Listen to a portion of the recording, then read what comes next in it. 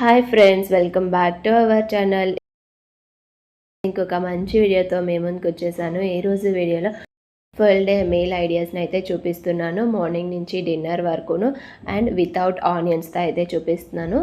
వీడియోని అయితే ఎండ్ వరకు చూడండి, ఇక్కడ స్కిప్ చేయకుండా. అలాగే మన ఛానల్ ఎవరైనా ఫస్ట్ టైం చూసినట్లయితే ఛానల్కి సబ్స్క్రైబ్ చేసుకుని పక్కనే గంట సింబల్ని క్లిక్ చేస్తే కొత్తగా నోటిఫికేషన్స్ వచ్చేస్తాయి.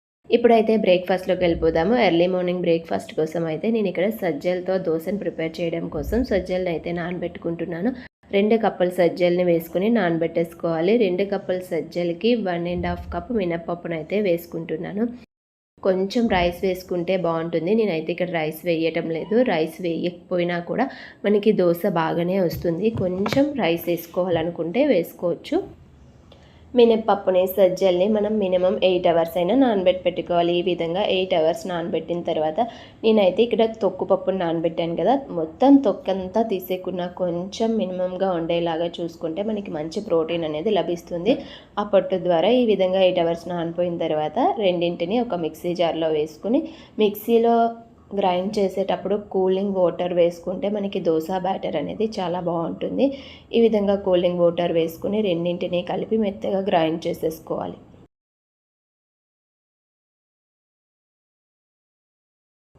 మనకి దోశ బ్యాటర్ కన్సిస్టెన్సీ ఏ విధంగా ఉంటుందో అదే విధంగా మెత్తగా గ్రైండ్ చేసేసుకోవాలి.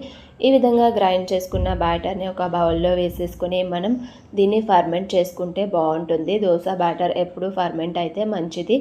నేనైతే ఇక్కడ 8 అవర్స్ పక్కన పెట్టేసి వదిలేస్తున్నాను. అప్పటికప్పుడు కూడా వేసుకోవచ్చు, కానీ ఫర్మెంట్ అయితే మంచిది. 8 అవర్స్ అయితే నేను పక్కన పెట్టేసి వదిలేసాను. ఆఫ్టర్ 8 అవర్స్ తర్వాత అయితే మనకి ఈ విధంగా ఉంటుంది బ్యాటర్. ఇప్పుడు ఇందులో టేస్ట్కి సరిపడా సాల్ట్ని వేసుకొని మిక్స్ చేసేసుకోవాలి. మీకు దోశ ఎర్రగా కావాలంటే ఇందులో కొంచెం షుగర్ కూడా వేసుకుంటే బాగుంటుంది. ఇక్కడ నేను షుగర్ వేయలేదు, కానీ దోశలు అయితే చాలా అంటే చాలా బాగా వచ్చాయి. స్టవ్ పై ప్యాన్ పెట్టుకుని ప్యాన్ కొంచెం హీట్ అయిన తర్వాత మనం ఈ విధంగా దోశ బ్యాటర్ని వేసేసుకొని ఈ విధంగా స్ప్రెడ్ చేసేసుకొని కొంచెం ఆయిల్ వేసుకోవాలి. కొంచెం ఆయిల్ పైన అలా స్ప్రెడ్ చేసుకొని మనం దోశను కాల్చేసుకుంటే మంచిగా దోశ అనేది వచ్చేస్తుంది. ఈ విధంగా దోశని 2 సైడ్స్ కాల్ చేసుకొని తీసేసుకో. దోశ అయితే మనం షుగర్ వేయకపోయినా ఎర్రగా మంచిగా అయితే కాలింది. ఈ విధంగా మనకి ఎన్ని దోశలు కావాలంటే అన్ని దోశల్ని వేసేసుకొని తీసేసుకోవడమే. సజ్జలతో ఎప్పుడైనా ట్రై చేయకపోతే ఒకసారి ఇలా ట్రై చేయండి. టేస్ట్ అయితే చాలా బాగుంటుంది.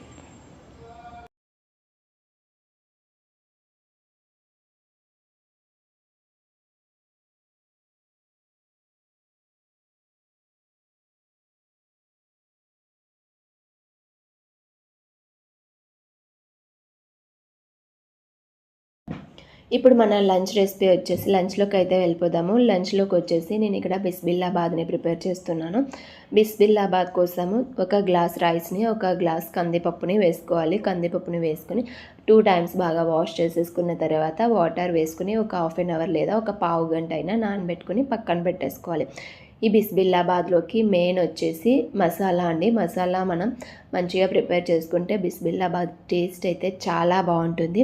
దీనికోసం స్టవ్ పై ప్యాన్ పెట్టుకొని ప్యాన్లో లవంగాలు, దాల్చిన చెక్క, అలాగే మిరియాలు ఒక 6 నుంచి 7 మిరియాలని వేసుకొని ఫ్రై చేసుకోవాలి. 2 టీ స్పూన్స్ ధనియాలు కూడా కొంచెం ఫ్రై అయిన తర్వాత ఎండుమిరపకాయలు 5 నుంచి 6 ఎండుమిరపకాయలు వేసుకుంటే సరిపోతుంది. నేను ఇక్కడ చిన్నవి వేసుకున్నాను. ఇవి చాలా స్పైసీగా ఉంటాయి కాబట్టి నేను కొంచెం మాత్రం వేసుకున్నాను. మీ మిర్చి స్పైసీని బట్టి అయితే మీరు చేసుకున్న క్వాంటిటీకి వేసుకోండి.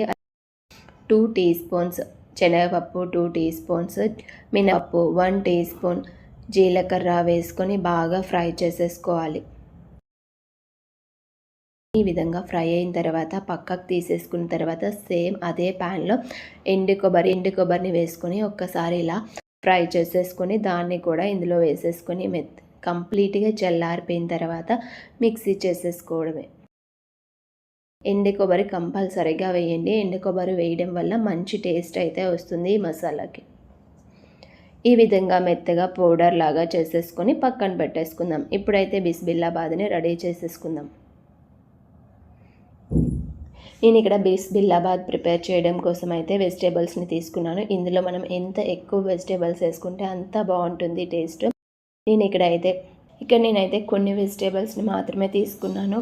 క్యారెట్, ఆనపకాయ, బంగాళదుంప అండ్ గ్రీన్ చిల్లీ, టమాటో తీసుకున్నాను. స్టవ్ పై ప్యాన్ పెట్టుకుని ప్యాన్లో కొంచెం ఆయిల్ వేసుకొని మనం ముందుగా కట్ చేసుకున్న వెజిటేబుల్స్ని వేసేసుకుందాం. టమాటోని లాస్ట్లో వేసుకుందాం. ఈ వెజిటేబుల్స్ అన్నీ మగ్గిన తర్వాత అప్పుడు మనం లాస్ట్లో టమాటో వేసుకుంటే బాగుంటుంది.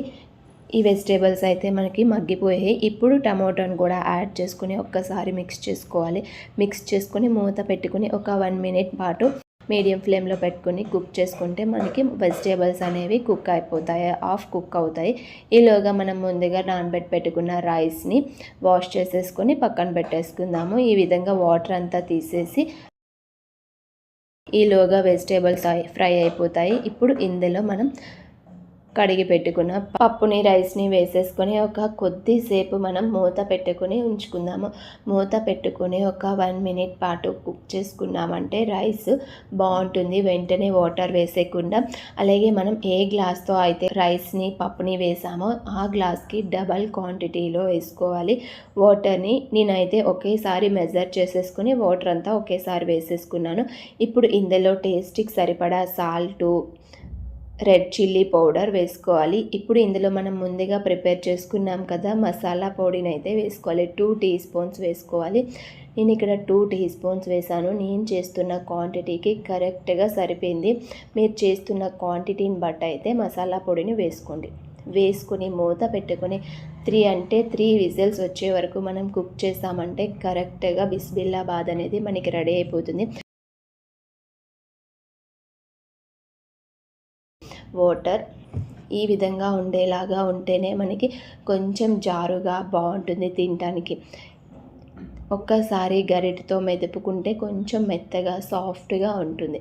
ఈ విధంగా బాగా మిక్స్ చేసేసుకోవాలి. ఇప్పుడు సాల్ట్ టేస్ట్ అది ఒకసారి చెక్ చేసుకొని సరిపోకపోతే ఇదే టైంలో వేసుకొని అడ్జస్ట్ చేసేసుకోవాలి. అంతే, స్టవ్ ఆఫ్ చేసేసి వేడిగా సర్వ్ చేసుకొని తింటే చాలా అంటే చాలా టేస్టీగా ఉంటుంది. దీంట్లో బూందీ కానీ కారం పూస కానీ వేసుకుంటే బాగుంటుంది. ఇప్పుడు అవైలబుల్గా లేవు కాబట్టి నేనైతే ఇక్కడ పల్లీలను వేసాను.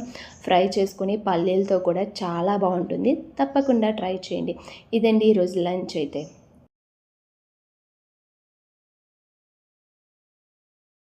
ఇంకా డిన్నర్ విషయానికి వచ్చేస్తే డిన్నర్లో అయితే మేతి చపాతీని అయితే ప్రిపేర్ చేశాను. చాలా సాఫ్ట్గా వచ్చాయి, టేస్ట్ కూడా చాలా బాగుంది. దీనికి కాంబినేషన్లో వచ్చేసి మిల్ మేకర్ కర్రీని అయితే ప్రిపేర్ చేశాను. ఆనియన్స్ వేయకున్న గ్రేవీ కన్సిస్టెన్సీలో చాలా బాగా అయితే వచ్చింది. Meal maker curry, chapati, meal maker curry అయితే కాంబినేషన్ చాలా బాగుంటుంది. ఇదండి డిన్నర్ అయితే. ఈరోజు డిన్నర్ రెసిపీస్ అయితే ఏమీ చూపించడం లేదు. ఈ వీడియో మీకు నచ్చినట్లయితే లైక్ అండ్ షేర్, సబ్స్క్రైబ్ చేసుకోండి. మీరు కూడా ఈ రెసిపీని ట్రై చేసి ఎలా వచ్చిందో కింద కామెంట్ సెక్షన్లో కామెంట్ చేయండి.